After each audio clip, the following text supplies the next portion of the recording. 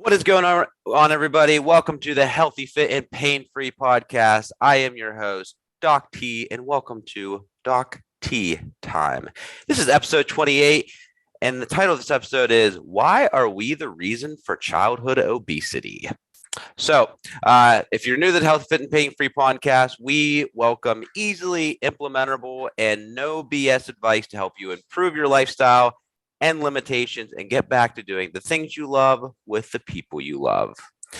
I am your host, Doc T. I am a doctor of physical therapy. That is really all you need to know about me, just that I actually know what the hell I'm talking about. Speaking of knowing what the hell you're talking about, here's my host today, Charlie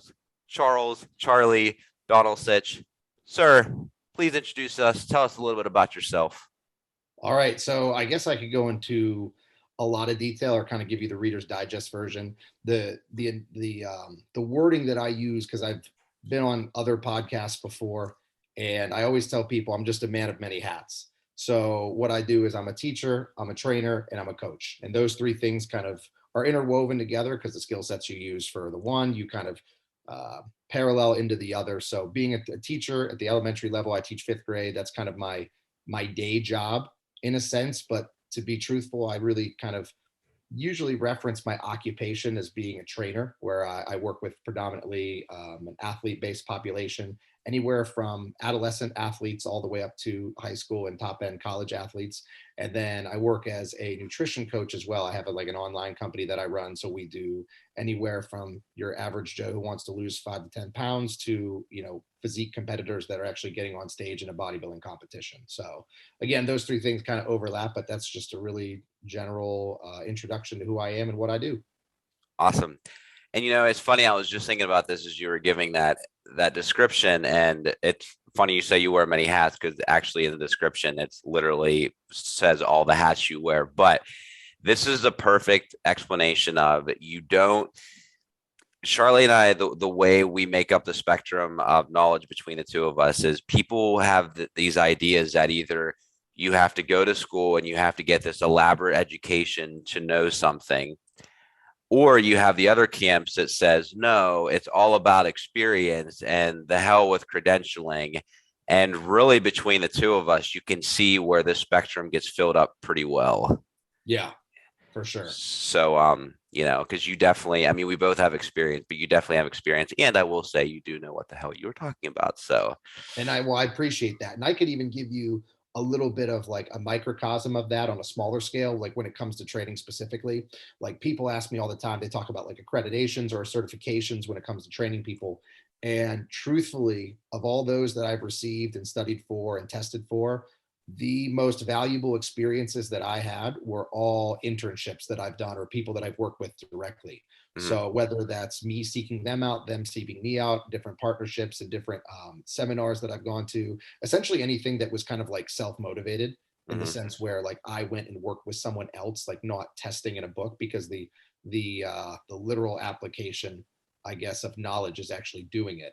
So I felt like I gained so much more in the trenches than I did behind the books, but I think that you definitely need a unique balance of both, because knowledge is important, but you also need to know how to apply it, obviously.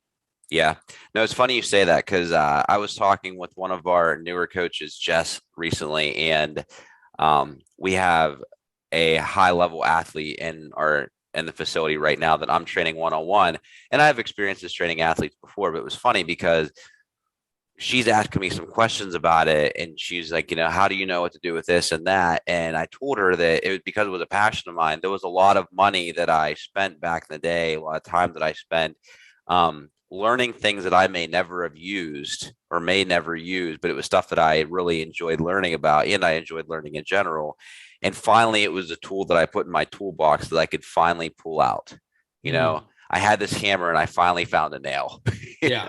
And I think that sometimes, like when you try to be well-rounded like that in like a specific sphere, you actually kind of like organically will gravitate towards whatever paradigm or demographic you're supposed to be in.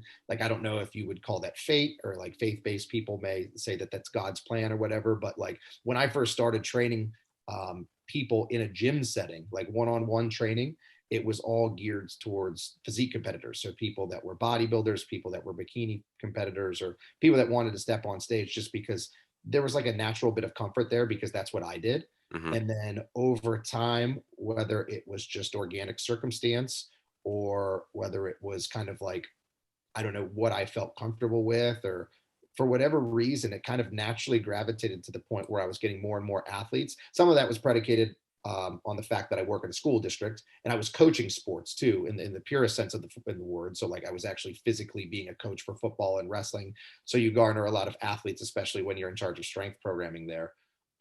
So it actually kind of worked its way to the complete opposite end of the spectrum where I don't really work with any bodybuilders or physique competitors in an in-person setting. It's all nutrition based online. But I think that, like you said, when you have multiple tools, you can kind of employ them when you need to. Hmm. And it just seems for me that naturally I've kind of progressed to the point where I'm using all the same tool for the same type of, I guess, the same type of instrument in a Hmm. sense. Yeah. So you mentioned that, and let's kind of go back to the roots a little bit. So you mentioned about your bodybuilding career. You mentioned about working, with bodybuilders initially. What initially set you down? For those of you who don't know, bodybuilding is way more than a bunch of dudes or dudettes on stage and, the like lingerie basically, and they're just like flexing. I mean, there's so much more that goes into it. And for many, it's not appealing, but for the select few that is, what appealed to you about physique competitions and bodybuilding in general from the get-go? I mean, it's difficult to say, to be truthful. There's like a lot of deep-rooted psychology that goes into it that people kind of reference, like, oh, most people have insecurities or most people were bullied, because it seems like more often than not, when a bodybuilder's asked that question, inevitably their response is something along the lines of like alluding to like a bullying situation, like, oh, I was Hmm. bullied and I was picked on and I was weak and I was I couldn't stand up for myself, so I wanted to stand up to someone or fight someone or whatever.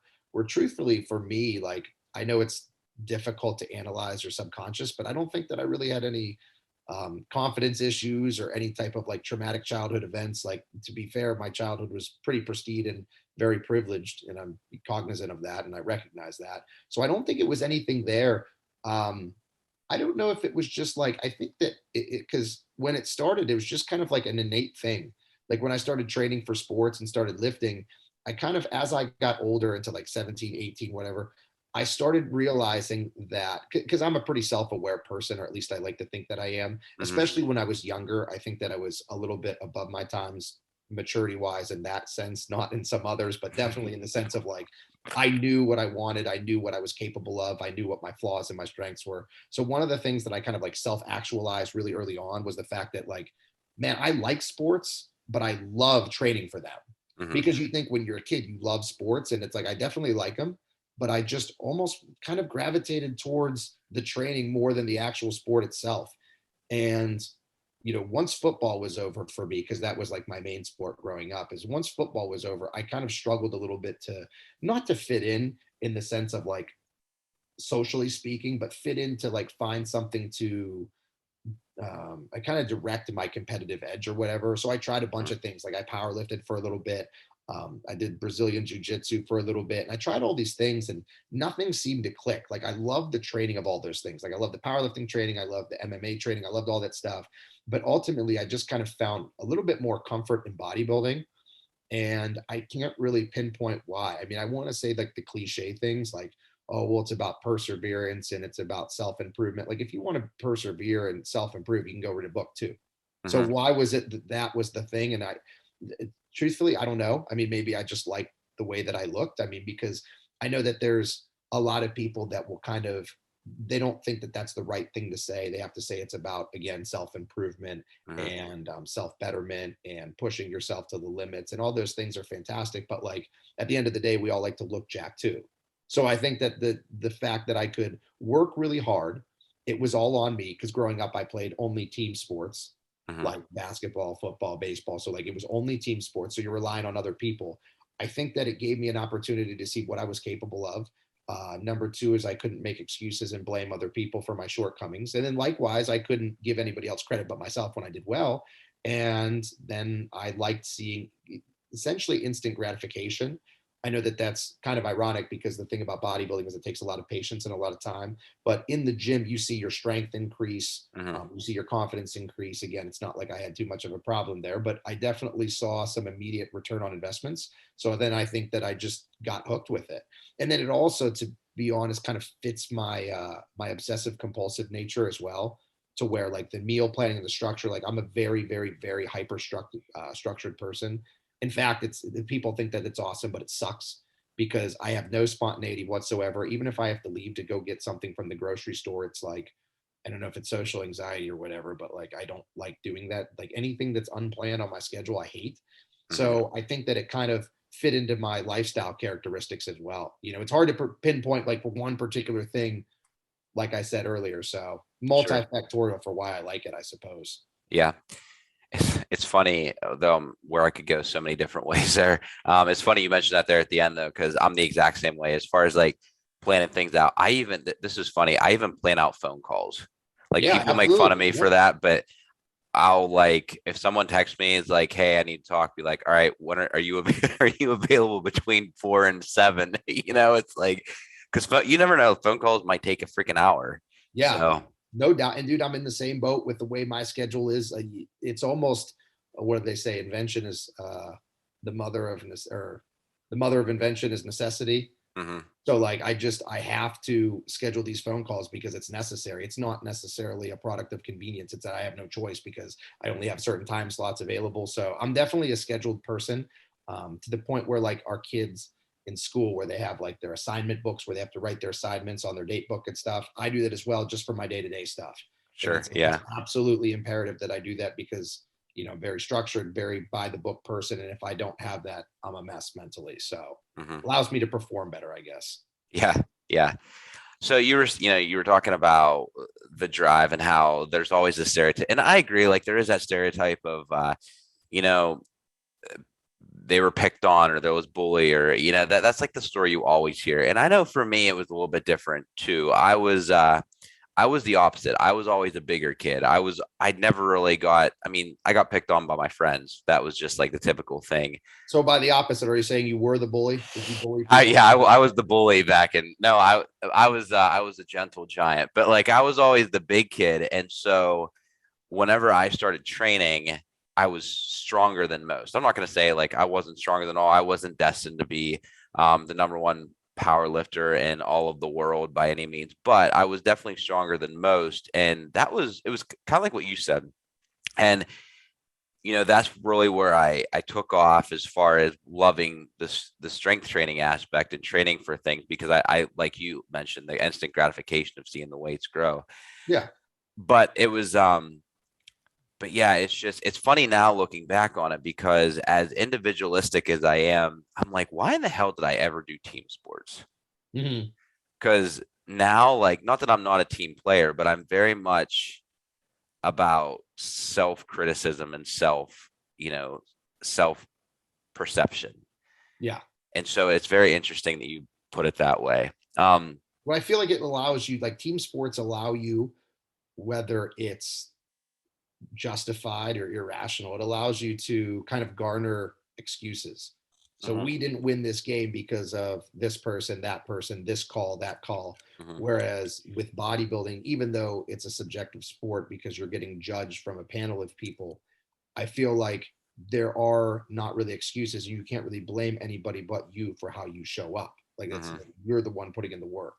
So I thought that there was, like I said earlier, that was kind of a unique balance for me was having the opportunity to give myself credit when it's due, and then having the opportunity to blame myself when mhm. it's due as well. So I don't know, man. It's definitely, yeah. Team sports are like I love team sports, and I am a big professional sports fan. Even though it allocates way too much of my time and probably is largely a necessary part of my life, but I can't seem to get myself away from it. And I love. I think there's a part of it that's like nuanced too, like the camaraderie, because you're like working with people for a common goal type of thing.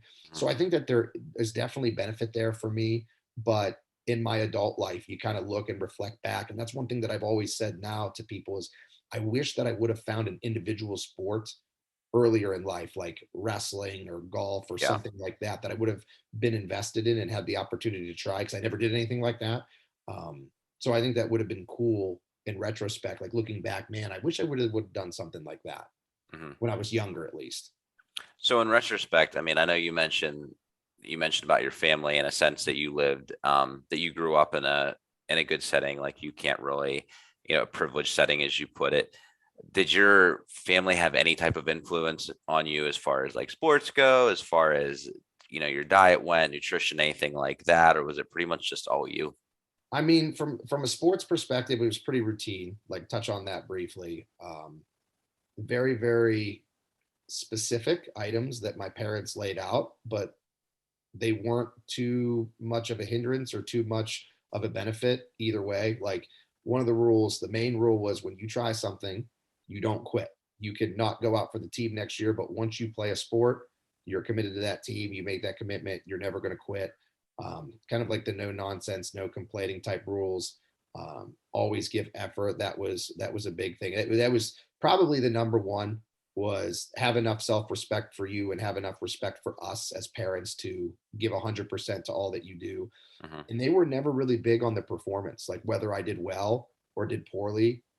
That was never something that was brought up. The only thing that was brought up was attitude, body language, effort. So like on the ride home or something, from the time I was a young kid, it was never if I won or lost. It was never how well or how crappy I played. It was always just, did you give good effort? Was body language acceptable? Were you a good leader? Were you a good teammate? Kind of like those things that, to be honest, I feel that parents should say. Hmm. Because if those things are aligned, like if I'm giving good effort and good body language, then you're going to have ebbs and flows with performance. So that was kind of really all that they were, and they were supportive of everything that I wanted to try. And to this day, my parents have never missed an event that I've done. So even like powerlifting meets that I've done for fun or bodybuilding competitions, they've never missed one. They've been at every single one. I just turned 32 last month, and they have never missed anything of mine to this day. So it's very, very cool. But in terms of the nutrition thing, I think that they had an influence, but it was something that was more uh, just related to the fact that that was what they did. I don't think they were pushy and they were vocal about it, but like we weren't really a big fast food family ever. It was fast food was looked at as a treat. Like, Hmm. hey, one Thursday, when, because my mom used to not work Thursdays, and every now and then she'd take us through the drive-through of McDonald's, and it was like a big thing, like, oh, we get McDonald's today. Hmm. So it was always like family dinners, home cooked meals, um, really pushing us to drink water. We weren't allowed to have pop most of the time. It's not like we were completely restricted from it, but was the drink of choice. So they just kind of like provided the opportunity to eat healthy. And like my mom, especially, she was like a fitness freak. Like she had is insane shape. I mean, she's 61. I think she's 61. She's turning, her birthday's in 2 weeks. I don't know if she's going to be 61. I think she's going to be 61. I should know that. When she listens, she's going to be upset with me. But she's in unbelievable shape for her age. She Um, won't be upset with you for that comment though, so yeah, you're yeah. good there. She's not gonna. Her self-esteem won't allow her to believe me, but it's the truth. She, was a runner for a long time, and now she strength trains all the time. And like her meals, she does this, and she's been doing this for a long time. And she just eats very repetitively. What she does is she gets a huge bowl, like a mixing bowl, and she'll fill it with greens, like leafy greens, like kale, spinach, Hmm. salad mix, spring mix, any type of green vegetables. And then she puts different colored vegetables, like carrots, in fruits in there. And then she'll put some type of oil, generally like an avocado oil or an extra virgin olive oil. And then she'll top it with some type of meat. So ground beef, chicken, fish, whatever, just mixes it all in one big bowl and eats it. So her diet is phenomenal. She checks her blood work too. So she's really in tune with her health. And my dad had always been in good shape too, being a former athlete, but he actually started strength training when I went away to college my freshman year. So one of the things he said to my mom when I left for college was, I'm going to try to get in really good shape. So then when Charlie comes home after the first semester, he's going to be like impressed at like the changes that I'm implementing. And it's crazy to say, but that was a long time ago now. I mean, how many years ago was that? Over a decade? Oh Yeah, yeah. it's been over a decade since our freshman year. So like he is, I know it's wild saying that. Wow. So he's stuck with that though for a long time, better half Mhm. of 12 years now, almost 12 years, I would say. Um, so they've always had like a fitness and health influence, but it was odd in the sense that it wasn't really talked about. It was just something that we grew up with and we had at our disposal. We were always exercising, always outside playing. Like my brother and I played multiple sports year round. It was nonstop. So it was more just kind of like a product of the environment more than it was like teaching the environment, if that makes sense. So, and with that, you mentioned about you're an ex-football coach now, but you were a football coach for many years. You still train a lot of the athletes that you worked with. Do you see a lot of those qualities that your parents used with you kind of transfer into them as well? I think I would say yes. So the unique perspective that I have to share with you is my location. So I'm in Eastern Ohio, and I'm right at the intersection of Ohio, Pennsylvania, and West Virginia.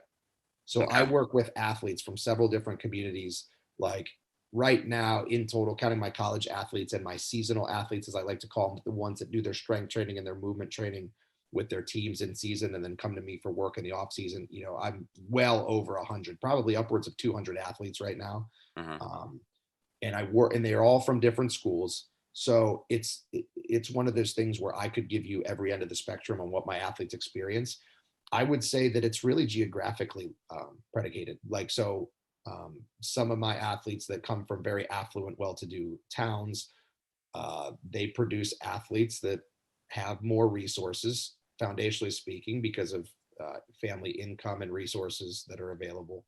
And then you have the others that come from low socioeconomic places, um, even economically impoverished places, I would say. And those people don't have that type of influence. Hmm. So I think that it's really geographically responsible, I guess, based on where they're located. And you even see that, to be fair, you even see that in like the physique changes. So you can look at two schools, like when we go to like different wrestling tournaments or whatever, you can look at two schools. One comes that from a very wealthy, affluent town, and Hmm. the other comes from an economically low socioeconomic status town, Hmm. and the kids look different. And then when you go through and you itemize things, like I know this school's strength coach, and I know he's really good. I know what he's doing. So it's not necessarily a product of what they're doing in the weight room. And I look at these guys, and these guys also have a good strength coach as well. Why does this group A look better than group B?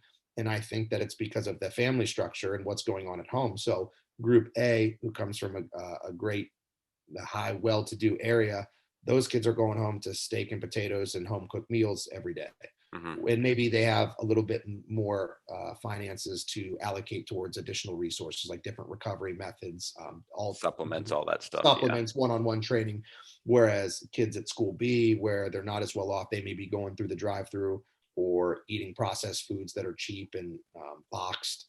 And when you do that over the course of your entire childhood, when you turn 17, 18 years old, it doesn't matter if the training is the exact same. You're obviously going to notice physique changes and performance changes based on what the nutrition was like coming up through. So yeah, to answer your question, it really depends on the athlete, where the athlete's from. But I see some of it a lot from the good areas and some of the opposite end of the spectrum as well.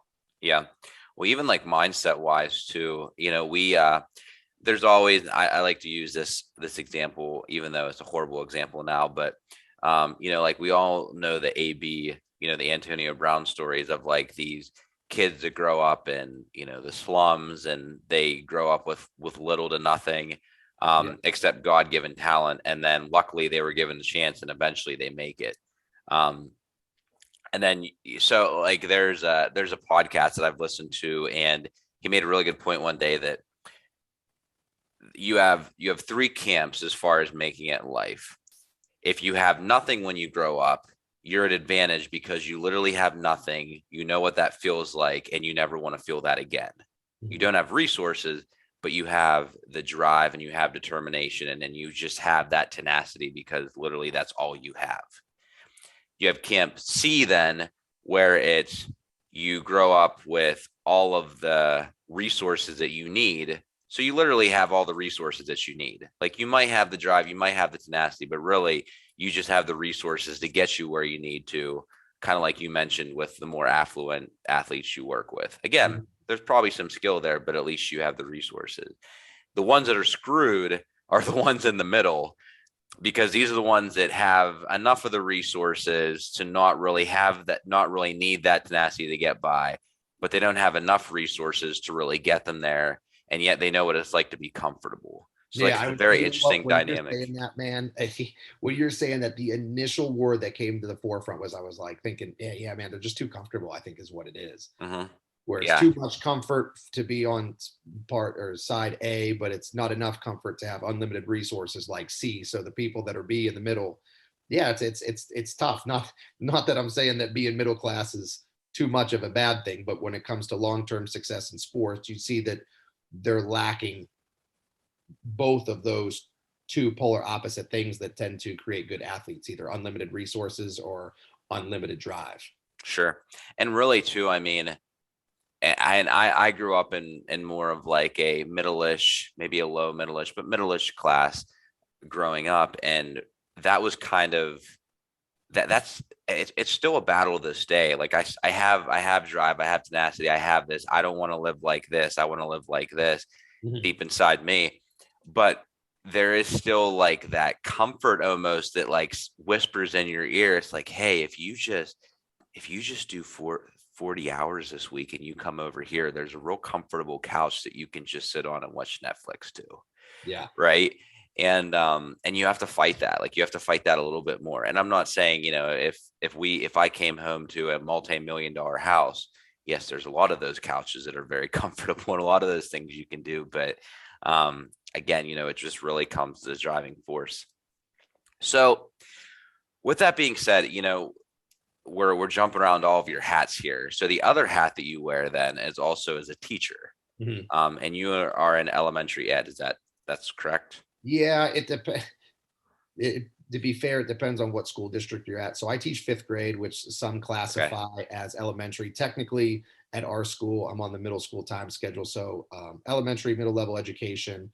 When I was in college, they really broke down education coursework into like very specific bands, like Mhm. by grade level. Like there was early childhood, and then there's elementary, then there's middle level, then there was secondary education, and it's broken down very specifically by concentration.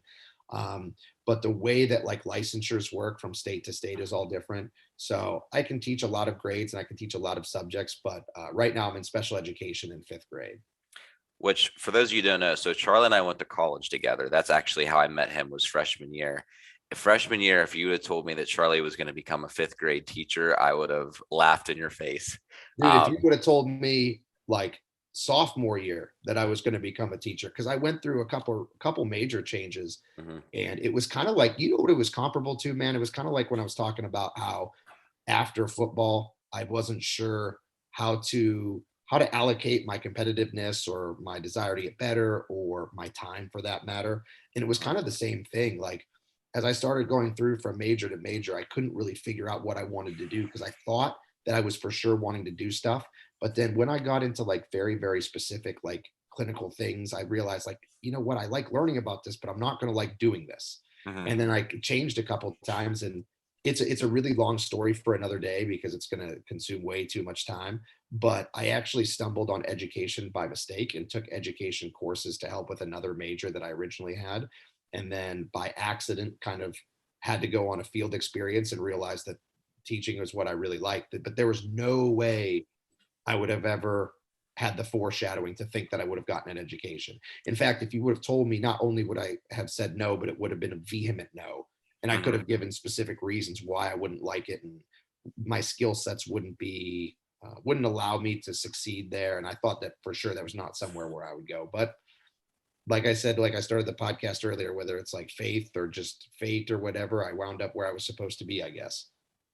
It's funny you say that. I listened to a statistic the other day and it said there's something between like 15% of people who go to school for something actually do that thing. Oh, I believe it. Yeah. And 15 seems awfully high of what I would have guessed. Yeah, I even think it's lower. But in PT school, they actually told us, they sat us in a room and they said 30% of you, only 30% of you will be PTs in 10 years. Yeah. And you're just like, you're full of shit. There's no way that it's only 30% of us. Huh? And it's funny how it works out because I mean, honestly, if you were to look at my day to day, you would not think that I was a physical therapist either.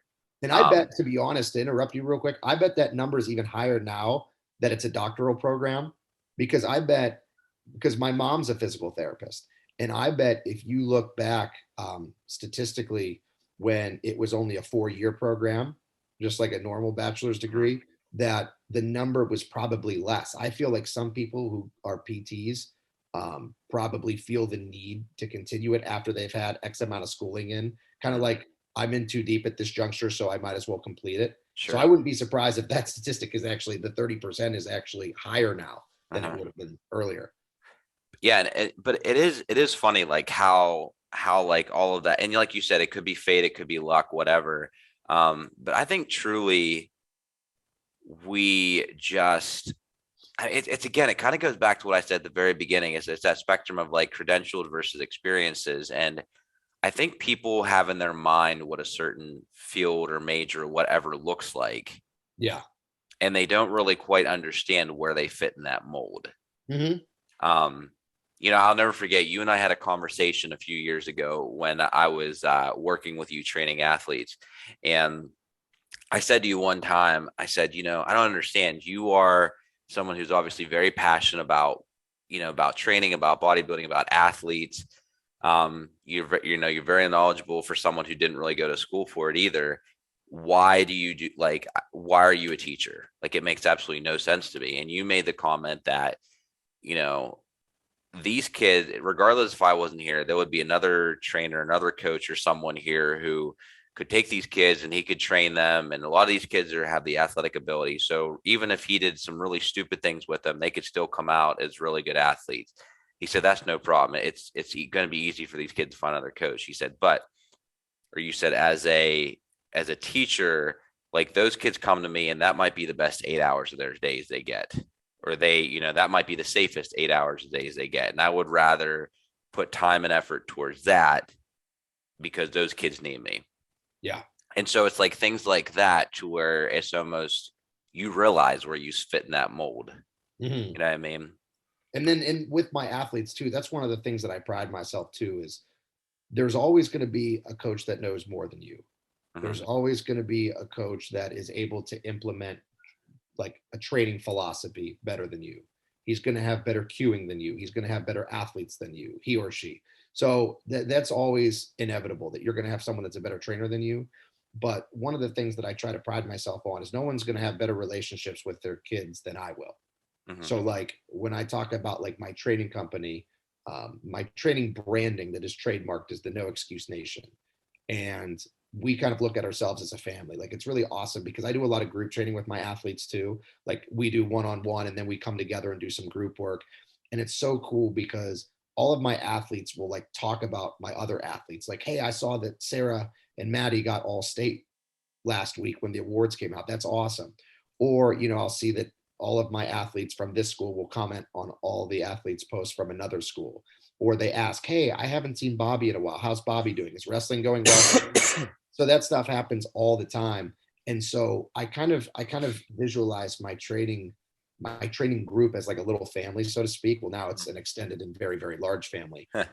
So I feel like when I establish relationships with them, you get so much better results. And I think that that actually stemmed from teaching, understanding that, you can have the best trainer in the world, but I think that I'm going to get more long-term results and just get so much better of a response from kids in life, so to speak, if I form the best relationships that I can with them. Like I have a client list that is insanely long, and it's a Google sheet that I have with all the people that I train, um, whether it's my elementary kids or my older college kids, and I try to check in on them, everybody, every week or so. So even when they're not training with me, like I send them all a text individually, one by one, all 100 plus of them, and say, hey, just checking on some athletes, how's school going? Hey, just checking on some athletes, I saw you had 2 goals last night, that's awesome, keep up the great work, I'll see you after season, or whatever.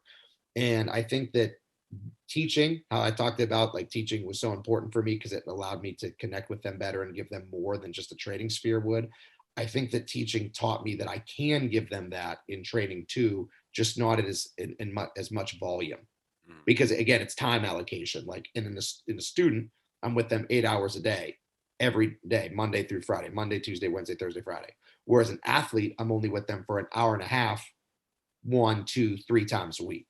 Mhm. So I just feel like, not necessarily, because that's one thing that I've been adamant on lately, is that learning that value is not directly correlated with time spent. Mhm. So it's the time you spent with someone doesn't necessarily mean you bring them more value. But I feel like if you have good intentions, you can bring more to the table in the 8 hours than you could in the hour and a Mhm. half or whatever. So I think a lot of it has to do with time too. So you mentioned that, and I want to dive deeper into that too. With the time that you spent, like the 8 hours you spent with them. So we covered a lot so far, even about your family background as far as like what kind of drove you into the fitness and the health and wellness realm, and then a little bit of my backstory. So this is always like the fun topic nowadays of like, what is it like seeing your background, seeing the athletes you've dealt with, and then kind of, I mean, fifth grade's young. I mean, it's fifth grade is where you really start to see how kids are going to form. Yeah. They're not quite there yet, but especially girls are definitely getting there. But like boys are, you're starting to see where their personality is going to form and what direction they might go. And just from this perspective that you've gained so far, just from your own background and from the different athletes you form, what do you notice now as far as the fifth graders that you work with, how the influences that just attract them in certain directions? I feel like you kind of, um, whether it was intended or just by accident, you kind of hit the nail on the head when you talked about being pulled in different directions and what affects them. Hmm. I feel like nowadays kids have so much more going on than we did. And it hasn't really been that long in the grand scheme of things since we were in fifth grade. Like I remember it very well. Hmm. And I look back and think kids have so much more influence on them, both positive and negative, than we do. So take, for example, the cell phones that virtually every fifth grader has at this juncture. Think about how much they have access to, both good and bad. I mean, Hmm. that could be the greatest tool or the greatest hindrance, depending on how it's used. And they Sure. have social media influence. Like, I mean, I tell you, man, the amount of bullying that we deal with on a cyber level, like so and so posted this video about me on TikTok, or so and so posted this on Instagram on their private story about me, and we deal with that stuff in Snapchat, and it's like a daily occurrence. And I think that in hopes that I don't sound like the uphill both ways to school, get off my lawn guy, I feel like times were so much simpler then because we didn't have so much pressure on us from the social aspect, really. Where do you think that stems from? I think it's all just technologically based. I think that they just have more access to things than we Hmm. do. Um, I think that, you know, bullies were bullies at school and then it's over, whereas now bullies can be bullies 24/7 because they Hmm. have a wider audience that they can bully in front of. Hmm. Because really, it seems like that's what bullying stems from, is the captivating an audience. Like, one thing that I pride myself on growing up was always being a performer. Like, and I think that's another reason to touch on what we spoke about earlier, why I think that I gravitated so well towards bodybuilding, is people are like, "Oh, you're up at stage posing in front of your underwear." And I don't think people understand how much liberation and joy that brings me, being up there posing, like knowing, Hmm. hey, everybody's looking at me. So, like, I think back to, like, even one time I was a guest speaker at a banquet one time, and the lady told me that there was going to be like 600 or 700 people there, and asked if that was okay. And I said, "Yeah, we could make it work. Is there any way you could make it 1,000?" And she laughed, but there was like a little bit of truth behind that. Like, I just always Yeah. like being an entertainer, like being the class clown growing up. And those, Hmm. I mean, you remember from college, that was like what I Yes. lived for. So, Hmm. like, I think that bullies, not that I was a bully, but bullies like the attention seeking behavior. They like getting an audience. Bullies aren't, at least in my experience and what I've been privy to as a teacher, it seems like most bullies won't bully you if they don't have an audience. So they can make fun of you at school and they can get laughs and people can see it. But when they go home, they would go home. Whereas now they have an unlimited virtual audience. They Yeah. can post things for everybody to see. So technology is definitely a downfall in that sense. And it's not just from the bullying perspective, but there's so much pressure there. Hmm. Like, and you even see it as an adult. Like nowadays, you can't make one wrong move because everybody's catching it on camera. and posting it online and saying, well, like even like little fights, like you can't do fights anymore. I'm not suggesting people should go beat the crap out of each other, but like little things that were one-time mistakes are now lifelong hindrances for you because of technology. And it starts at a very, very young age where these kids make silly mistakes, you know, being dumb and having unlimited access to a phone with internet and an unlimited audience. And there's pressure there, I think, for them, for sure. Yeah. Yeah. And it's funny you say that because, you know, being in the millennial state, like everyone for some reason feels that we grew up with an iPhone, you know, Yeah. and I remember the iPhones really not becoming popular until we were in college. Mm-hmm. Most people didn't even have them then. And even then, like that, it was, you know, iPhones weren't anything, you know, they were just like this slab of like, people just like showed off they have an iPhone, but it didn't work for shit. Mm-hmm. Um, you know, my little LG that slid open and there was a keyboard, like that was still working for me at that moment. So Yeah.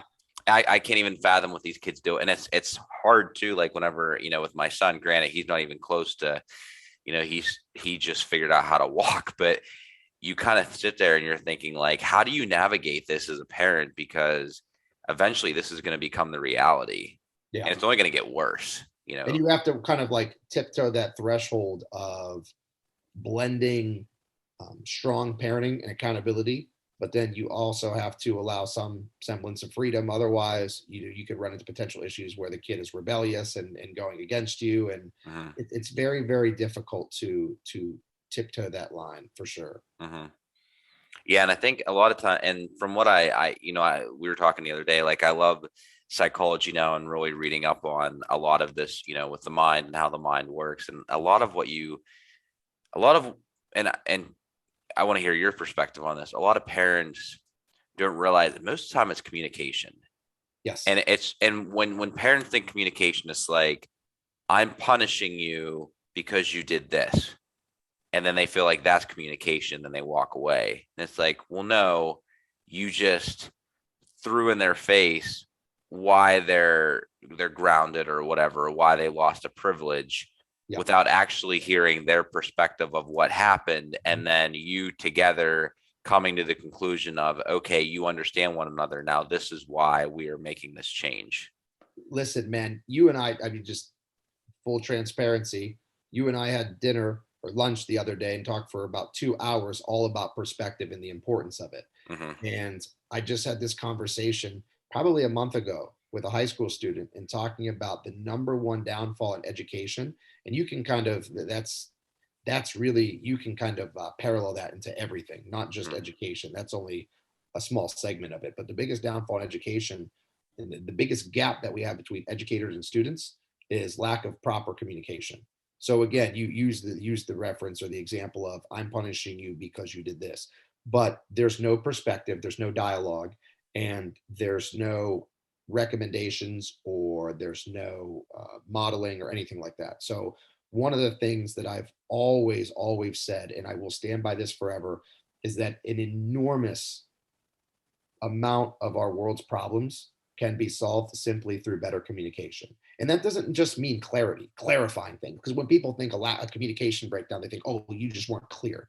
No. You can be completely clear and not have good communication. Mm-hmm. So, for example, one of the things that I really like to do is blend negative reinforcement and positive reinforcement. Like as a football coach, it would always bother me when a kid would drop a pass and the coaches would scream and say, just catch the ball, catch the ball. Like the kid is going to be enlightened now and say, oh crap, you're right. I didn't realize I had to catch it. Thank you, coach, for allowing me to Yeah. see the light and know that I had to catch the football. I thought I was supposed to just drop it off my freaking hands. Mm-hmm. And I'm guilty of that too, because emotionally, I mean, football is a very emotional sport, especially when Sure. you're coaching in the game on the sidelines and you're screaming. You can definitely say some negative reinforcers and not give much substance to them. So I think Mm-hmm. that criticism needs to lack substance. So one thing I try to do in the classroom is always give negative feedback and positive feedback at the same time, and then give opportunities for correcting. So like, hey, listen, and that's, I think the one way I can explain it better than the path I'm going down right now is just to say that one thing I've always done is be real. Like I talk about I always make the analogy that students are like dogs. You know, they say that dogs attack you when they sense that you're afraid Mm-hmm. because they see like the victim mentality there. or dogs can sense like genuine people from disingenuous people. I feel like for me, kids are the same way. Like Mhm. they know who cares about them, who's being authentic, and who's just putting on a show. And the thing that I've always been prideful on is the fact that I'm real with kids. Like I don't paint pictures of rainbows and unicorns. Like if a kid's going through some stuff at home, I say, yeah, your life sucks right now. It really does. And there's nothing that I can do to fix that. All the positivity and all the relatability that I can pretend to have isn't going to do much justice because you think that you're alone right now and no one's going to understand you. And truthfully, I've never went through something that traumatic when I was a kid. So I really can't empathize with you. But what I can do is I can make your life a little bit better here. What are some things at school that you would like? Are there anything that's bothering you at school? Because that's something I have a locus of control over.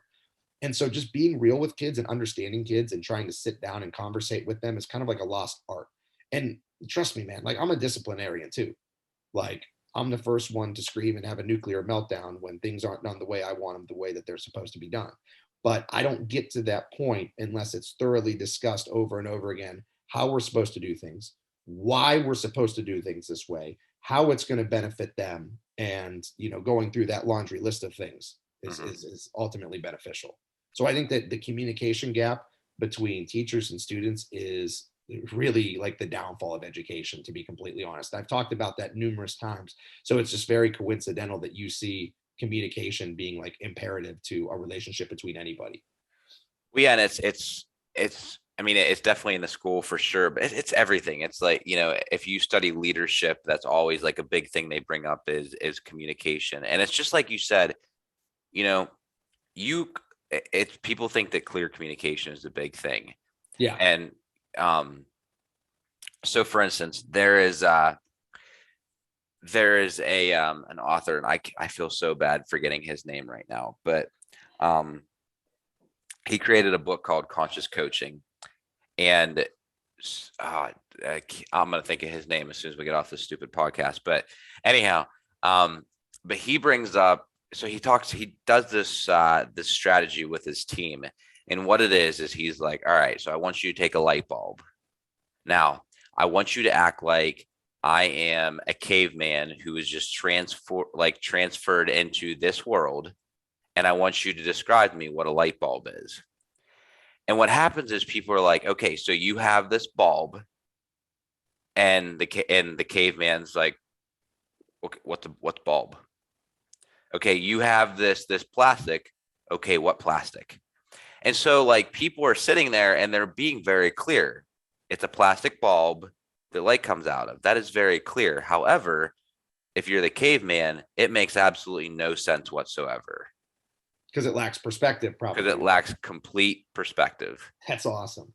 And that's the thing, like, and that's what we do, like you can, especially if you like as a parent, and again, like I say this not with much experience just yet, but working with people, if you sit there and you try to press onto them the fact that like you have this wisdom and you gain this understanding, well, you have a kid that has not been there yet. They don't know what you're going through. I used, like, for instance, whenever I worked my one job, I had a person I worked with. She was a mother and her daughter was a teenager. And because I was younger, I wasn't a teenager anymore. Because I was younger, I could definitely see the miscommunication between there. And I had a very good relationship with her.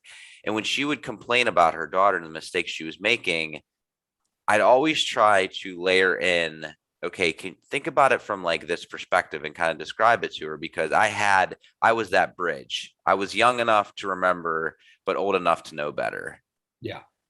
And it's very interesting how we kind of forget that, because again, we think we're being very crystal clear, but in reality, we might be clear to us through our lens, but we're being very opaque through their lens. So That's why with kids, man, I've always really tried to allow them the opportunity to explain their perspective, mhm. because as much as we'd like to say that we're in tune with the younger generation, we're not. Like that was something I always told myself I would never lose. Like when these old teachers would say, I don't know who that rapper is, or I don't know what that show is. I told myself I would never lose awareness of that. And I would always be pop culturally speaking into the grid to a degree. Mhm. And I'm not anymore. I can't.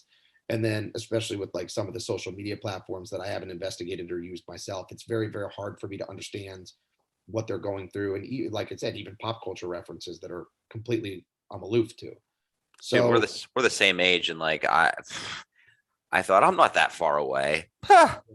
yeah, you're a lot further away than you think, especially when Oh, you work with way kids further every away day. than you think. Yeah. So like one thing I've always tried to do is allow them the opportunity to explain their perspective. Not only does it foster a little bit of a deeper relationship between the student and I, but just like asking about their life. Say, hey, who are you listening to? Who's that? I've never seen that. Or like my kids wear like these anime shirts. Like there's this show called Naruto, I think it is. Yes, I've heard of Naruto. this. So like the kids are really into it and stuff. Like even like I got Roblox and I play that with my kids and they think that it's sweet because I have Roblox. The only reason I'm doing it is for perspective. I want to Mhm. understand what they're going through, what they're talking about, and so it gives you a sense of being real again. And but I think that you're never really going to understand other people's perspective and try to put yourself in their shoes. And I think that that's one thing that allowed me to be objective with pretty much every argument, in the sense that, like you and I talked about at dinner the other day, you said if you're going to argue something, you should know the other half of the argument just as good as you know your own. Mhm. And I think that's something that people lack because it's not clarity, it's perspective for sure. Mhm. You have that in the political atmosphere right now. Oh God, yeah, right. Um, Bret Bartholomew was the author I was trying to think of. I had to Did look it him come up. to you? Just yes, Bret I'm glad that Bartholomew. it came prior to the end of the episode. Otherwise, he'd probably be. Oh, I would have been so mad. I would have created another podcast to put at the end of it just to You said that's conscious coaching. It was yeah, called. I'm gonna have to look yeah. into that. That sounds good. Conscious coaching. I believe that's the name of the book. The art of coaching is what he's known for. But Bret Bartholomew, such a very interesting. He's very much the mental perspective. But he's a strength conditioning coach who works with a lot of pro athletes. But that's one of his things is the art of coaching, conscious coaching, like having a better understanding. But yeah, it's a great book. But Neat. speaking of which, so we've looked at this from the perspective of kids. Now let's look at it. This is really where I want to dive into the nuts and bolts and meat potatoes. Is you're in the fitness realm, you're a strength conditioning coach, you've worked as a coach, you see the end result in high school. Now you got these fifth graders, health and wellness wise. Like, what do you see nowadays? It's difficult, and I'm going to speak to the large number. Like obviously, you have outliers of athleticism. Sure. Um, it seems like, in my opinion, that's the interesting part. When I say I'm going to speak to the larger portion of people, it's like a bell curve distribution, right? Mhm. So you have these like let's talk about athletic performance or functionality and health. Just all those kind of grouped into one. Who is healthy? Who's a good athlete? Who eats well? Who trains hard? Who all those things. And then the ones at the opposite of the end of the spectrum, let's just talk fifth graders specifically, like fifth graders that are overweight, unathletic, poor diet, all that stuff. Mhm. So you kind of have this bell curve distribution, right? Where you have some athletes that are amazing at the one end, kids that are complete turds at the other end. And then most of them are kind of grouped somewhere in between. Like they may not have the Sure. best diets, but they're somewhat competent movers, so to Mhm. speak. Like even on the playground, they can do the monkey bars, they can climb up the slide, they can do all these things. So it seems like in today's world, and I don't have to just talk specifically about fifth graders here, I can kind of make it the whole spectrum of kids, children, adolescents, 18 and below, is your top athletes, there's separation in this bell curve now. So that middle group is getting pulled in both directions, more so towards the bottom than the top. So what's happening is there's a larger separation gap when athletes. So your elite athletes, your good athletes nowadays are better and better and better than they were in years past. And I don't care what anybody says, and it's not just on the pro level. And a large amount of that is related to resourcefulness, like you and I mentioned earlier in the show. Like Mhm. think about all like the modalities that kids have access to, readily available and affordable for most people that you and I never had, like deep tissue massage therapists and cryotherapies and infrared saunas and even personal trainers that aren't just like in a gym setting, like true athletic trainers that train movement and train speed and agility and all those things that are nuanced and that are important for an athlete.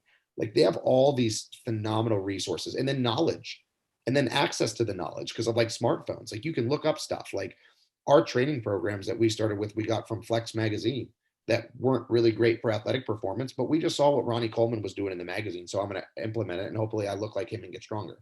So like the knowledge and the resources and the access to that knowledge and resources has gotten insanely easy for people. So what happens is your athletes come up, right? So that's the Mhm. first group, is pulling some up.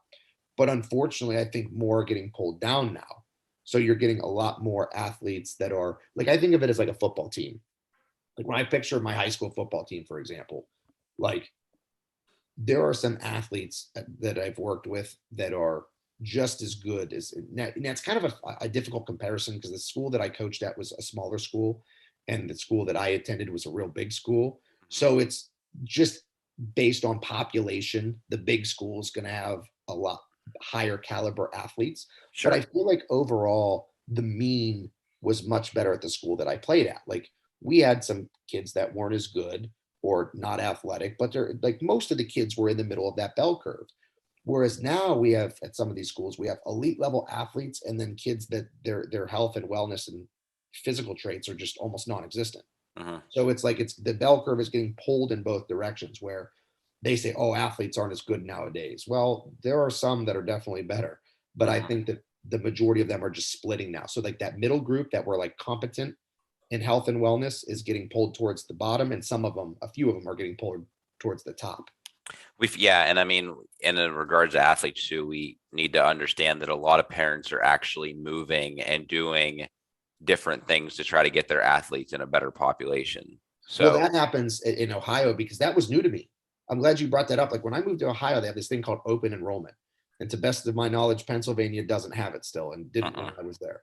So in no. Pennsylvania, where Tyler and I grew up, you have this um, this like this law that you go to school based on the school district you live in. Mhm. And Yep. it was unheard of for anybody to go to another school that they didn't live in because it was illegal and you didn't work your way around it. And when I was in school, one of my good friends put himself in a really good situation. Was a great football player, played basketball as well, but he was more of a football player that played basketball, not the other way around. His football was his main sport, and his family actually moved 20 minutes up the road to put him in a school district where there was a little bit more, not more competition because we were playing them. They were in our league, but they were a little bit better than us, a lot Mhm. better than us at the time. And he ended up winning back to back state championships in basketball or football and basketball. And so it turned out to be a great move for him. But like, it was like this huge ordeal that Mhm. Brad had changed schools. Like he moved, his family actually moved. Whereas in Ohio, they have what's called open enrollment, where you can get accepted into a school no matter where you live. And really the only things that they deny are like extreme cases of behavior, like horrific grades, or I don't really know how they deny, but I believe that schools receive funding for the people that they get in. So they're kind of incentivized to take kids in. Mhm. And what it turns into is it was originally like an academic initiative, like these kids putting themselves in better academic situations. But you and I both know that's not really how things are going to end if you allow the floodgates like that. So in a sense, from a sports program perspective, is the rich stay rich and the poor stay poor, because you have like these like in Pennsylvania, your good programs and your dominant sports programs are always pretty dominant, but there's a little bit of ebb and flow there, right? It oscillates kind of back and forth where you'll have like your best programs could be 10-0 in football, but they can also have some down years where they're 6-4, but they're still going to be okay. Mhm. Whereas in Ohio, you're like 0-10 teams stay 0-10 for multiple years. Like there was a team on our schedule that had went 0-10 for like 4 or 5 straight years. And they actually have talent coming up because that's just a circumstance thing. You're going to have talent that comes in through your program, but by the time they're in middle school, they're transferring out to local schools wherever they want to play at. And so like some of these sports programs can't get themselves off the ground. So that's definitely an interesting thing that happens in Ohio that I was never privy to when I was in Pennsylvania. So getting away from like high school level, because high school you start to see it change a little bit, but like what do you see at your level now as far as health and fitness goes, and even how parents really affect that? So I think that again, it's geographically based. Hmm. So I can only speak to the place that I'm in. Hmm. But I would say that, and I'll throw this up your alley so you can chime in a lot with this because you'll love this. You and I were talking. I just tell the audience here, you and I were talking the other day about the perspective, like we alluded to earlier. One of the things we also talked about is analyzing movement. So one of the things that you do as like a performance specialist or a strength coach or is a former athlete or whatever, you always analyze people movement. Like I remember when I was like really into bodybuilding when I had first started, and I was always analyzing and judging people based on if I was bigger than them or they were bigger than me. Like, oh, does that guy have bigger arms than me? Does that guy have a bigger chest than me? Whereas now what I do when I watch people walk is it's completely like analytical movement. Like I'm just like going through and itemizing their steps and like their gait and how they climb. So like what I do is like recess. Like I see how the kids climb the monkey bars, how they run. I break down their mechanics of running. And it seems like kids are incompetent to the highest degree when it comes to foundational movement patterns. Like when I train athletes, like I work with a lot of like youth programs, like youth soccer programs and youth basketball programs, where they'll come in as a whole, like as these large teams or large groups, and I'll train them like big picture. I have a lot of people in a small amount of space and doing different movement development type things. And it's amazing, like foundational movement patterns that like every kid could do. And I mean that not hyperbolically, I mean that in the literal sense. Like literally every kid could do a somersault. It's amazing because you'll have a group of second, third, and fourth graders. You have 20 of them, and not one of them can do a somersault. Not one of them can run backwards. Not one of them can do a lateral shuffle without crossing their feet. So it's like these foundational movement patterns are completely missing. And I think that there's two areas to blame there, because I'm assuming that would probably be your next question is like, well, what's causing this? Yeah. I think that the two things, again, old man speech here on the soapbox, would be technology, Yeah. because I'm not I don't have specifics as far as certain age developmental stages go that you probably do. But as someone who specializes in movement and getting people more athletic, you understand that there's like certain prerequisites that someone has to meet by a certain age, like motor patterns that kind of come intuitively at age 2 and age 4 and age 6. And it's kind of like a language. They say like that, like learning a foreign language is much more difficult the older you get, because like neuroplasticity is decreased or whatever. So like, I think that these kids are missing out on developmental milestones of movement because technology like probably monopolizes most of their time. Like you and I, when we were kids, we didn't have a ton of gaming, and the gaming wasn't nearly as intricate and unbelievable as it is now. Like we didn't have online gaming, we didn't have headsets like we could just get on and play. So our fun was play in the purest sense of the word, where we were literally outside just playing sports, running, jumping from trees. Like there's so many cues that I use with athletes that I shouldn't have to use. Like when we talk about doing like plyometric work and landing softly, like you never had, when we were kids, you never had to teach people to land softly because we were jumping out of trees all day. Like that was something that intuitively we developed from play. And kids definitely don't play nowadays enough. And again, I know that's cliche, and I know that's the low hanging fruit that everybody can pick at, but it's true.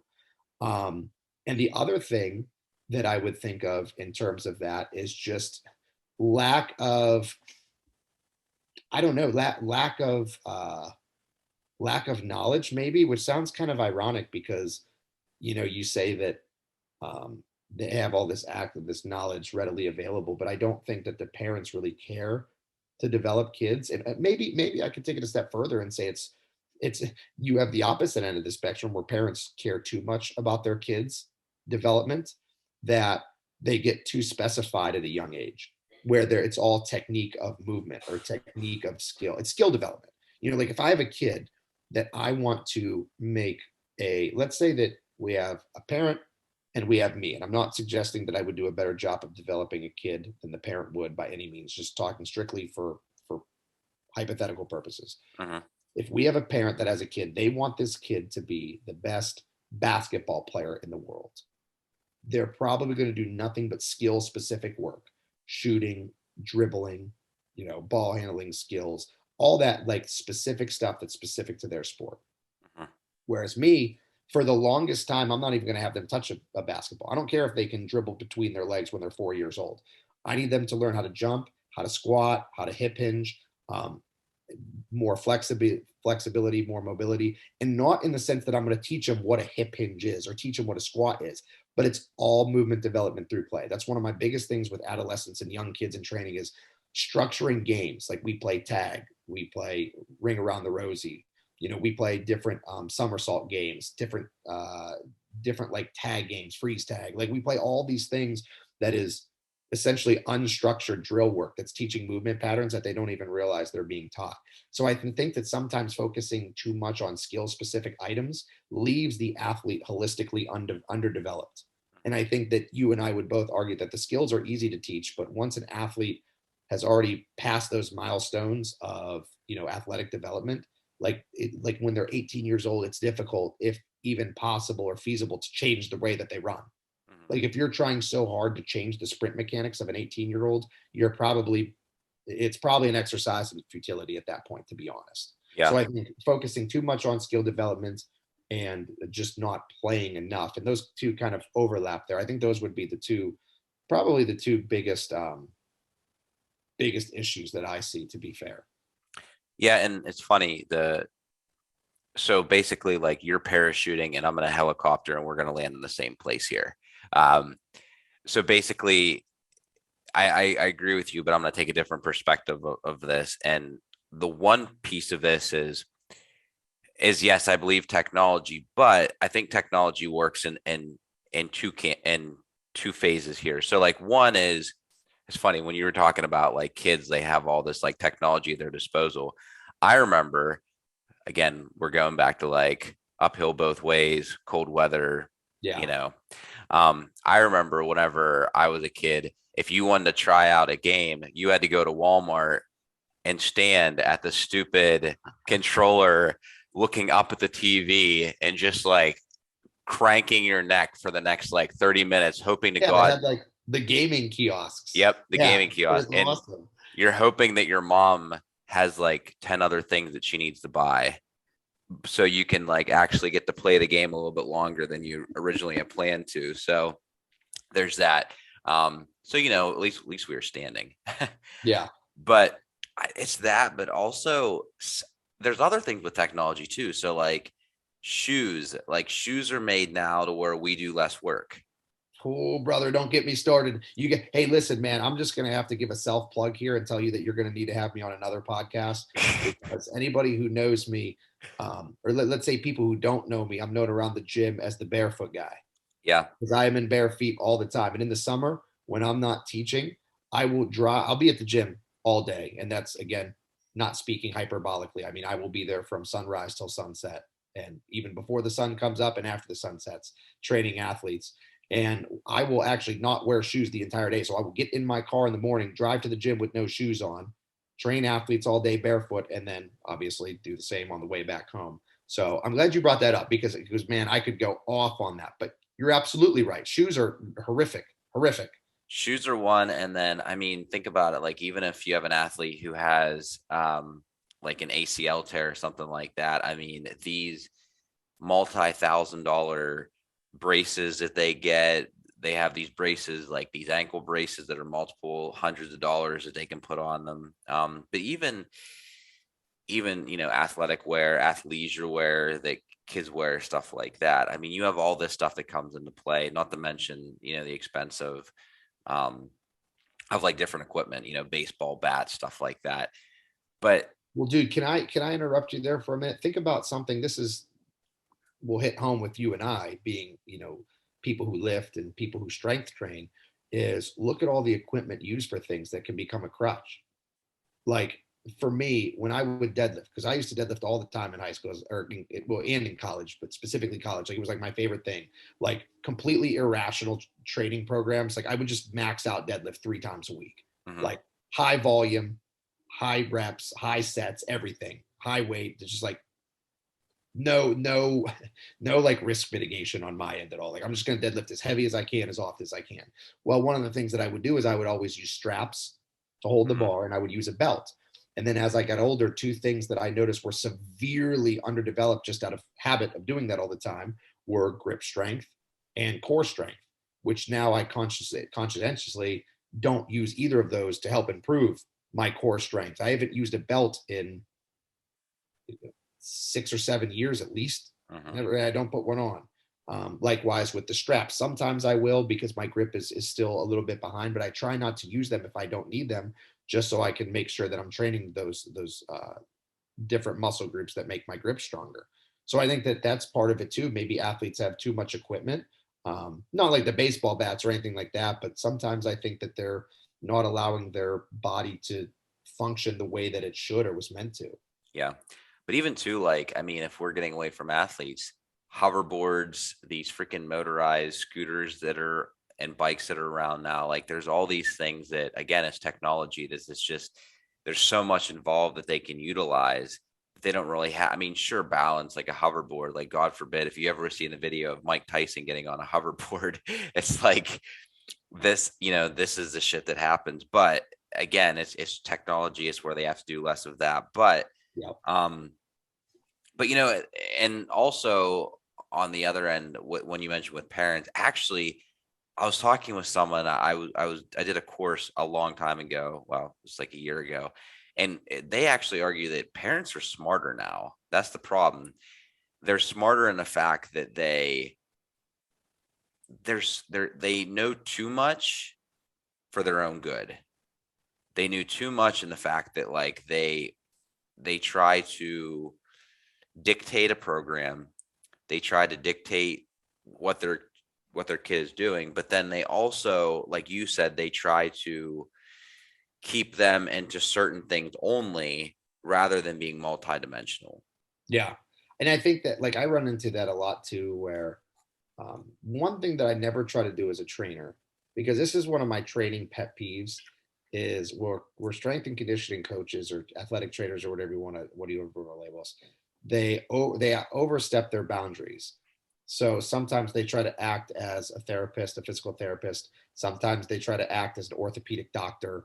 Mm-hmm. And I tell people all the time, because people like sometimes I'm the best resource the kids have readily available. Like based on my knowledge of anatomy and physiology and how the body works, I'm obviously going to be the best resource that they come to contact with like in a day-to-day basis.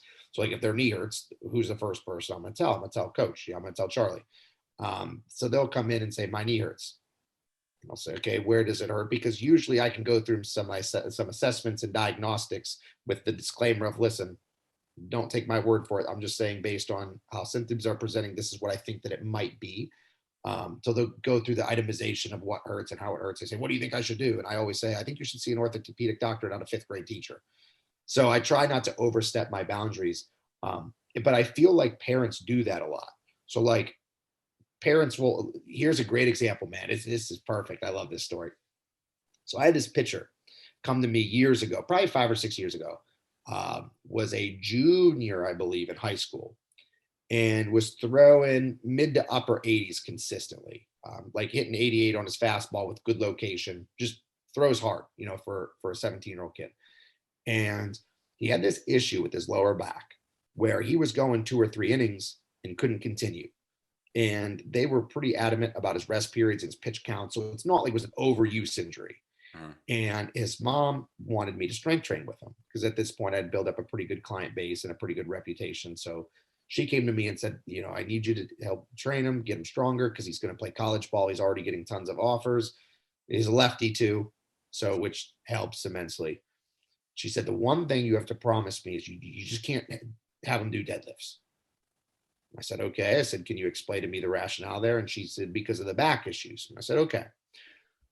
So I go through your typical, assessment with this kid, kind of trying to, before I set him on a specific program, just kind of go through some routine exercises like upper lower split, push pull leg, something basic like that, just to see what movement patterns he and range of motions he has access to, and kind of going through the things that you and I are just like rudimentary day-to-day stuff.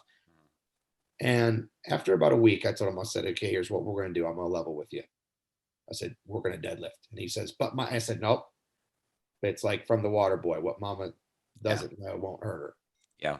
So we're going to keep this a secret between you and I. In full disclosure, I don't do this often. So hopefully parents listening to this don't think that I'm like going behind their backs doing things they don't want me to do with their kids. But I told him, I said, I know what the issue is. I said, so we're going to deadlift. And he said, okay. So we started doing deadlifts, and he was like 6'1", maybe buck 65. So real thin kid, buck 60. And he was deadlifting, and we didn't go over 135, just kind of talked about some core bracing and some basic technique stuff without overcuing the crap out of him, just giving him some basics. And Over the course of the next 2 or 3 months, we would deadlift pretty routinely, probably every 4 or 5 days or so, going on like a push pull leg split or whatever. And we've gotten to the point where we added over 400 pounds to his deadlift in a very short amount of time. Mhm. And as we're going through this, his mom stays in contact with me, obviously, and tells me every couple of weeks his back's getting better. His back's getting better. His back's getting better. And he went 3 innings. Okay, he went 3.5 innings. He went 4.5 innings. And again, it's all predicated on his lower back feeling so much better. And so the long story short is he ended up actually competing in a powerlifting meet a couple months later, doing the deadlift. Mom was there. I full disclosure told her everything that we had been doing, explained to her the specifics behind it and how the lower back was having issues, not because it was overworked, but because it was underworked. It was the exact opposite where it was weak. And, she was a nervous wreck at this powerlifting meet, watching her son, who she was terrified and petrified, and said the only thing he wasn't allowed to do was deadlift. And now he's pulling max singles off the floor. So she was really, really nervous about that, but it ended up being a great story. Got the scholarship that he wanted and ended up playing in college. But I just thought it was a funny reference to what you said earlier about how sometimes people know too much. And I think that there's irony in the fact that sometimes it can be they think they know too much. And it's just, I think, again, it goes back to technology where they have access to so much stuff. Like I have parents all the time that say, well, I saw this on YouTube, or I saw that this athlete does this. And it's like, listen, if you're trying to implement what LeBron James does, I'm telling you, you're barking up the wrong tree and you're going to get absolutely nowhere, because LeBron is a freak athlete. Whatever he does will probably turn out beneficial to him. Like, don't implement what other people are doing based on what you see, because again, sometimes they know too much or sometimes they think they know too much. So I definitely see that end of the spectrum too. Yeah, and like with that said, a lot of times with parents, when I say knowing too much, it's like if someone brings you a machine that they say is broken, and you start going through the diagnostics with them, and they're like, oh well, like I already checked to make sure the circuit board was good. Okay. Oh, I already checked to make sure the fan's running. Well, I already checked to make sure that the cores were all in check. Well, I already checked to make sure that all the electronics were in play. Okay. Well, did you plug it in? Yeah. Yeah. Oh, and then you plug it in, that works. Yeah. And like that's always like the knowing, like actually knowing versus like doing your research and thinking that Can't see the forest from the trees. Mm-hmm. Yeah. No doubt. That happens all the time for sure. Now, taking away the physicality aspect, what do you see, especially like in the kids you work now? What do you see nutritionally wise? So a lot of them right now in the area that I'm in, low SES.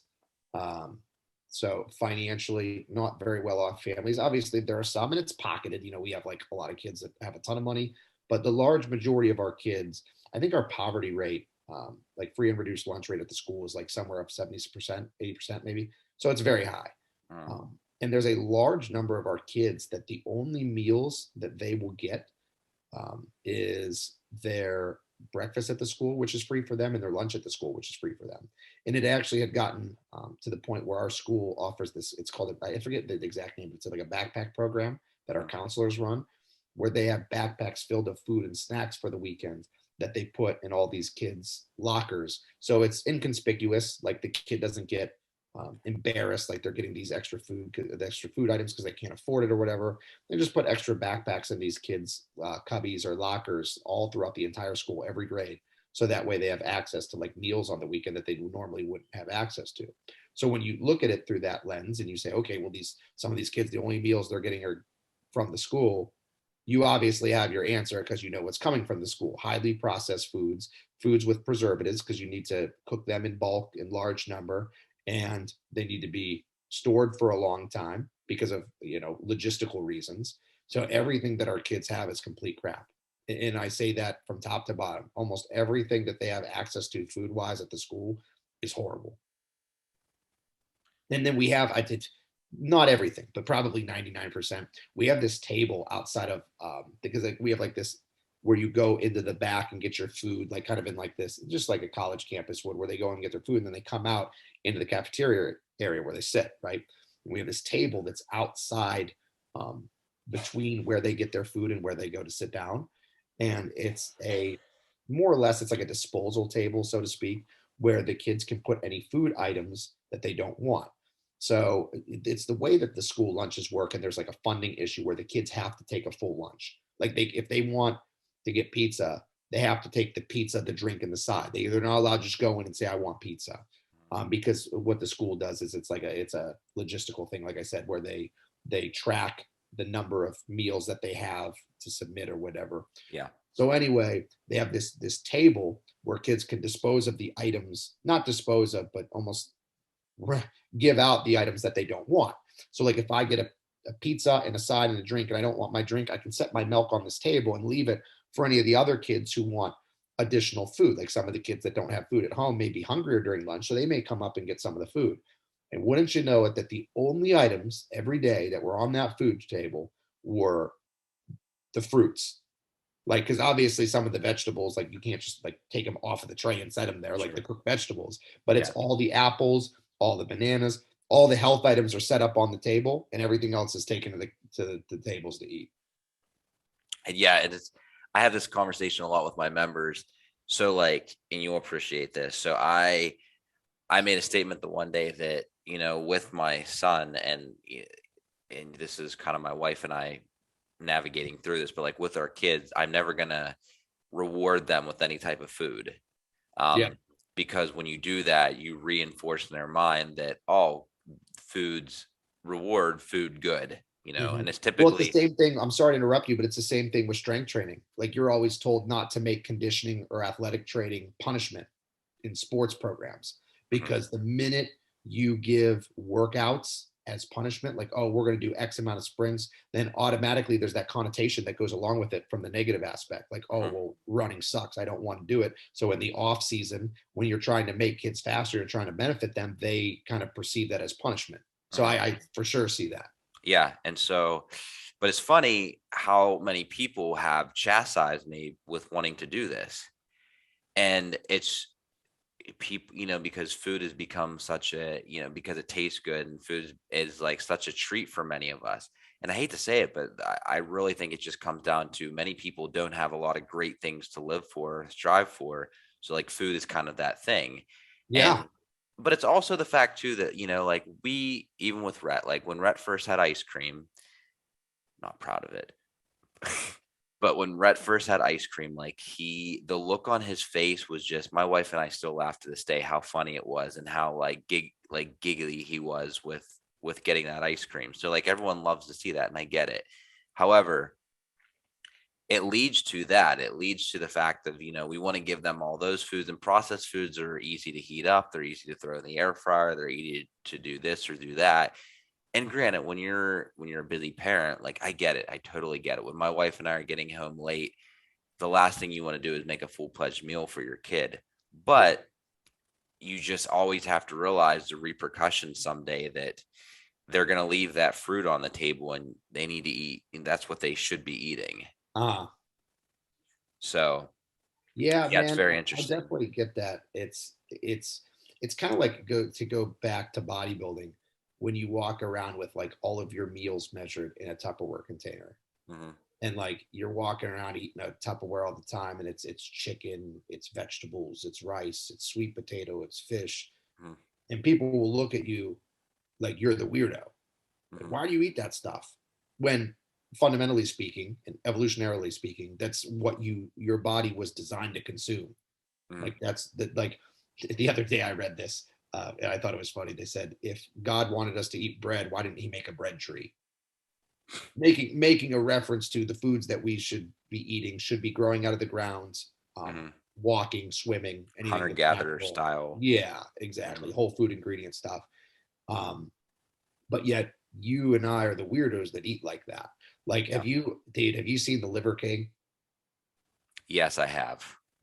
The dude's nuts. He is very nuts. I love it. I think it's awesome. I'm actually getting some liver and heart and tongue ordered here very shortly to implement some raw organs myself. But again, people think that he's crazy. But when you listen to the rationale behind all his choices, like, again, evolutionarily speaking, he's doing what the human organism was designed to do. So like when you said that your friends like chastise you or condemn you because the way that you parent your kid with the nutrition thing, like that's one thing that's always completely astounded me, is if there's anything you should want control of or want to better, it would be your health, Mhm. because anything else is going to go away if your health goes away. So like what, like that's the most foundational, but yet the most important thing is what you put into your body. Like, why is that not something that more people are concerned about? I have no idea. And Mhm. I can't, I don't know why it's so concerning to me and not other people, but I'm not Well, sure. yeah. Although I do argue with him that there's more going in his body than just raw, like the raw meat, because, Yeah. Yeah. but that's for another day. So to kind of bring this plane in for a landing here. So two final questions I want. We always end with these two questions. So the first one would be, seeing what you see now, seeing what you see as a coach, seeing what you see as a teacher. If you could wave one magic wand right now to just change anything, like what would that change be? In terms of the specifics we talked about, like with kids, like one thing that I could Anything, change. even just like what you see. So from a health and wellness perspective, but like anything that you see on a daily basis with your kids, like if you could just, what's one thing that you shake your head at every day that you wish you could just wave a magic wand to fix? I wish that we could de-evolve in a sense. So Okay. like with technology, that's something we talked about. We talked about lack of communication. We talked about lack of proper nutrition. We talked about lack of literal play, like playing outside, running, skipping, jumping, climbing, crawling, somersaulting, tumbling.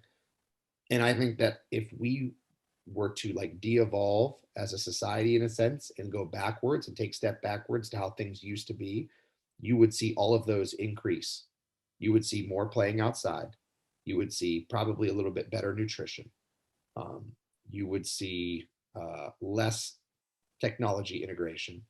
So I think that like all of like the issues that we talked about, if we kind of went backwards, I feel like those things would get a little bit better. And it's hard to like exactly quantify what I mean by that. Like where, like, did we go back to the 90s, to the 80s, to the Mhm. 60s? Did we go to the 1800s? I'm not really sure, but I think it's kind of a paradox here that technology and research and everything can bring us very, very far further than we've ever gone. But again, to use the reference we used earlier, I feel like we miss the forest from this tree sometimes. And I think that's one of the things that the Liver King talks about, is like the further we get, the further away we are from where we're supposed to be in a sense. So I think that taking everything backwards would be a good step for us. A great man once said, with great power comes great responsibility. Yeah. Yeah, big time. I think that you can for sure use that, because like we have so much at our disposal now that we need to use it responsibly to not replace everything. But I think that sometimes our comforts replace our necessities, and that's why we become weak and just a decrepit society, so to speak, from a health standpoint. Hmm. Um, it's funny. I kept trying to think of the author's name, but his first name Mark. But he wrote the book, "The Subtle Art of Not Giving a Fuck." Excuse my language for those out there, but uh, he talks about on stage one time. He was trying to end on like because everyone intelligent uses a quote, and he's like, "A smart man once said, with great power comes great responsibility." And some guy in the audience yells out, because for those of you who don't know, it's from the uncle from Spider-Man. Who says it in the movie once, and that's where the quote comes from. Um, and someone in the audience yelled that out, and he's like, and that was the moment that I realized that I was an idiot. So yeah. Anyhow, so with that said, three takeaways. So like you're talking to the parents right now, talking the ways that they could better their child, whether it's, you know, through health and wellness, through fitness. If you like three takeaways that you feel they should take away from this, what would it be? Get your kid to play physical play outside as much as humanly possible. With no So, shoes on. ideally with no shoes on. Absolutely. So get your kid outside barefoot, have them play. That would be number one. Number two would be make small incremental changes in your kid's nutrition. It doesn't have to be great. It doesn't have to be substantial. Just, have them drink a little bit more water. Have them eat, a couple more servings of fruit.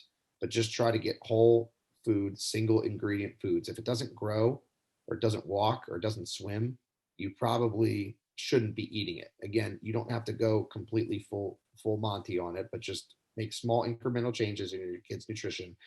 And then number three would be outside of health and wellness, continue to try to get the most perspective from your children that you can and see things through their lens and have like the ultimate perspective coming from all different avenues, because your communication is going to be so much better. Because like you said, communication isn't about clarity, it's about perspective. So those would be my things: play outside more barefoot, eat better, and communicate better. Awesome. Charlie, where can everyone find you? So if you guys want to contact me, biggest social media platform that I use is Instagram. So you can look me up. My handle is at no excuse Charlie. No spaces, no letters, no nothing, just at no excuse Charlie. If you want, you can reach out via email. I do a lot of email exchange just because of like my online coaching and stuff. So that's probably the avenue that allows us to be the most thorough, would be Charlie at noexcusecharlie.com. And that's pretty much it. Those two are the best ways to contact me. I would probably get my cell phone out, but who knows who listens to this? And I get enough spam calls as it is. I'm like completely overran with them. Like my phone's next to me, and I keep like glancing at it, just making sure that it's nothing important. I think in the time that you and I have had this podcast, I've had like 3 calls, and it just pops up as spam risk every time. So Right. Oh my God, it's so horrible now. Well, Charlie, thank you so much for coming on. So for everyone out there, the Healthy, Fit, and Pain-Free Podcast is brought to you by Inner Strength Health. We are located at 203 Hershinger Road in Coraopolis, Pennsylvania. This is the west side's part of Pittsburgh. We also have a second location that is opening January 3rd. This is located at 108 Commerce Boulevard in Lawrence. That is the South Hills of Pittsburgh. So for all of you who want to jump on and become the founding members, please reach out to us. With our West location, we are also the West location of Case Pacific Nutrition. This is a company that is started by dietitians who are actually credentialed and mastered bachelored dietitians to help you with your either medical, athletic, or just general fitness and nutritional needs. I am Dr. Tyler. If you need anything from me, you can reach out to my page at Dr.Tyler_Bordick. That is at Dr.Tyler_Bordick. And you can also reach us at innerstrengthpgh.com. Thank you again. Thank you to Charlie for coming on the podcast today. Hope you guys loved it, got so much. And if anything, you just got to listen to us BS. So love you all. Thank you.